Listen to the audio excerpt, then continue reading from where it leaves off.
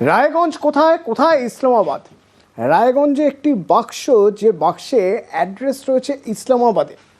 এবার পাকিস্তানের ইসলামাবাদের ঠিকানা লেখা বাক্স, বোম না তো?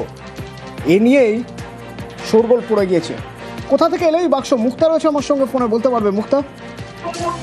দেখো অতনু রায়গঞ্জের মিলনপাড়ায় এক পরিত্যক্ত জায়গায় বসেছিল পাকিস্তানের ইসলামাবাদের পার্সেল। সেই পার্সেল ঘিরেই বোমা আতঙ্ক তৈরি হয়, আর সেখানেই এলাকার মানুষের মধ্যে একটা আতঙ্ক শুরু হয়েছে। কারণ তুমি বর্তমান পরিস্থিতি দেখতে পাচ্ছ যে বিশ্বে প্রায় বেশ তৃতীয় যুদ্ধ সম্ভাবনা যেভাবে গোলাবর্ষণ চলছে, তার মধ্যে কিন্তু রায়গঞ্জ শহরে এই পাকিস্তানের ইসলামাবাদের যে পার্সেল, বোমা আতঙ্ক সৃষ্টি তৈরি হয়েছে রায়গঞ্জে। তবে রায়গঞ্জ থানায় খবর দিলে সেখানে রায়গঞ্জ থানা পুলিশ আসে, বোম স্পট এবং স্লিপার ডগ ওখানে পৌঁছায় এবং সমস্ত কিছু খতিয়ে দেখছে।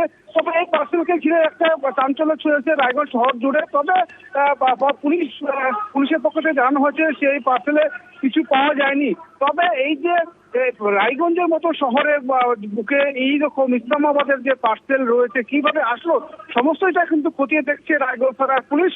তবে এই পার্সেলকে সামনে রেখে একটা আলাদা চাঞ্চল্য তৈরি হয়েছে রায়গঞ্জ শহর জুড়ে। তবে এই ঘটনা যে এই প্রথম দেখা গেল যে কোথায় তোমার ইসলামাবাদ আর কোথায় রায়গঞ্জ, তারপর অনেকটাই দূরত্ব, কিভাবে এখানে এই পার্সেলটা পাওয়া গেল বা পড়েছিল, সমস্যায় খতিয়ে দেখছে রায়গঞ্জ থানা পুলিশ এবং পুলিশ। তবে এই যে রায়গঞ্জ শহরের বিভিন্ন জায়গায় যে সিসিটিভি রয়েছে, সমস্ত কিন্তু খতিয়ে দেখছে রায়গঞ্জ থানা পুলিশ। কবে বা কাহারা এই জায়গায় পরিত্যক্ত জায়গায় ফেলে রেখেছে, কিভাবে এসছে, সমস্ত কিন্তু খতিয়ে রাখা হচ্ছে। তবে গুরুত্ব দিয়েই কিন্তু রায়গঞ্জ থানা পুলিশ এই তদন্ত শুরু করেছে। এখনো পর্যন্ত পুলিশের